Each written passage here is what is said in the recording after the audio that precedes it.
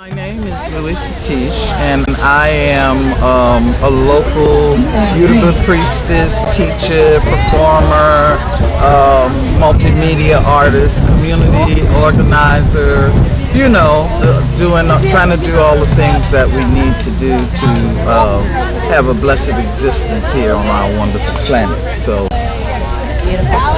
So, you might have seen from some of what I wrote, we're working on healing from the violence of what we call the violence of poverty, yes. Racism, just ableism, and these other systems that are so entrenched in capitalism.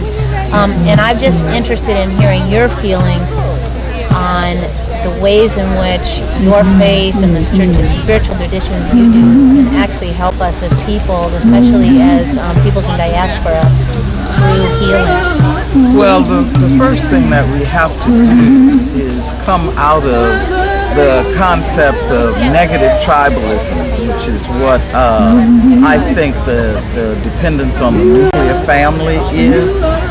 It is not natural for one child or one person to be dependent only on two others. You know, we need to extend our sense of kinship beyond just the people in our immediate circle and understand our larger relationship. And once we recognize that, then mutual helpfulness, which is in fact the rule of nature, is what we need to relearn, because I think that it is native intelligence, it's natural within us, but living in a military, industrial, technological, conquistador culture has conditioned us out of it, and that's the cause not only of material exploitation, but of the emotional pain and the sense of alienation that we experience along with it. And these, within our tradition, we have guidelines coming from our ancestors and from the behavior of the forces of nature that give us some ways to reinstate that natural So, in terms of specifically the work that you do with Ifa and Oruba, can you tell listeners sort of some of the ways in which we can learn back through these traditions, these ideas of interdependence, and we talk about it more rather than a cult of independence? Right. Well, we are blessed to have very elaborate oracles that read the patterns of nature and the wishes of the ancestors. And every year we get instructions about how to conduct ourselves around events that are coming. For example, 10 years ago, 10 almost 15 years ago, we had a divination that said, start saving seeds. Okay? This was before people knew that Monsanto was creating frankenfood, for example, So we had a heads up around that. We have regular ceremonies where part of the instruction is to cook an abundance of food and feed other people. We are instructed to recognize our kindred in other countries and in other situations.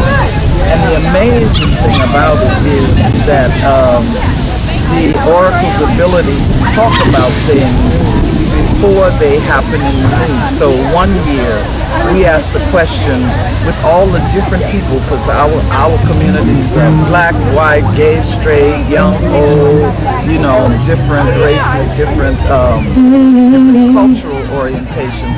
We asked what was the one thing that we all needed to observe, and the one taboo that we were given by Yemaya, who is the goddess, the mother goddess. She said, don't eat beef, which was fine with me because, I'm a birds and fish person. But right after that, mad cow. There's some folks in the neighborhood that are open-minded, but some are not. But my whole thing is trying to get the people to teach them to relearn. Whatever it is I know I want to share, but how could I present something to the people, open-minded or not, without offending? I'm gonna be real because I got this a lot. Without offending them about their white. So it's a big job that you're taking on. Okay.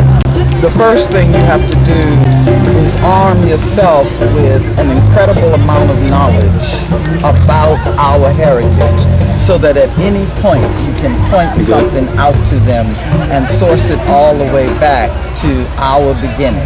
Okay. The second thing you're going to need is to develop a language that carries them. You know, the I Ching, the Chinese Book of Change, hexagram 61 is called Inner Truth, right? And it says when we are attempting to communicate with those who are as intractable as pigs and fish, you have to meet people where they are and carry them across the great waters. Now this calls for incredible patience, okay? I know exactly what you mean. First of all, you're going to have to open those particular people up to the possibility that Jesus might have been black, okay? And then there is ample evidence that that period of time when he was so-called lost in the desert, he was studying with other black people, okay? You know, you're going to have to arm yourself with that kind of information just to bring them out of the internalized oppression of that mindset.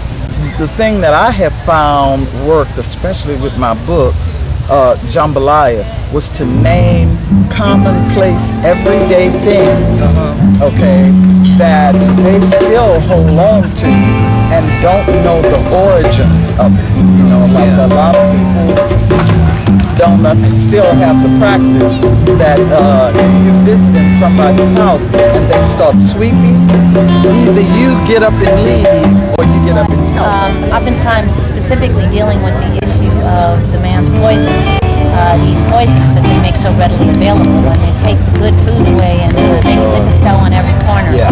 Just in terms of bringing that medicine and dealing with that particular that struggle, do you have any thoughts on that? Well, you know, I'm gonna tell you a very true story that we would actually have to go deeper into in order to really make it work. But I want you to hear me very clearly. I used to live on 53rd, off of 53rd and San Pablo, and on that corner there used to be a liquor store called Bottoms Up, and they were selling liquor to children. Okay, and I went in there one day and I said, I don't understand. You know, you all are Muslim brothers. Muhammad don't allow you to drink. Why are you selling liquor to our children? And they said, well, we have the right to do whatever we want to.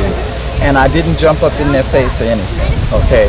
But for a couple of years on the full moon, I got some women together. We put on our clothes, we painted our faces, we mixed our teas, and we went down there and just sprinkled on the sidewalks, okay? Now, number one, dope fiends don't want to see a bunch of women dressed in white with painted faces. You're not going, okay. Number two, we were sprinkling that area with blessed water and herbs that purify, okay. We didn't have to get up in their faces or nothing, but the vibration of chanting, the energy of washing, okay.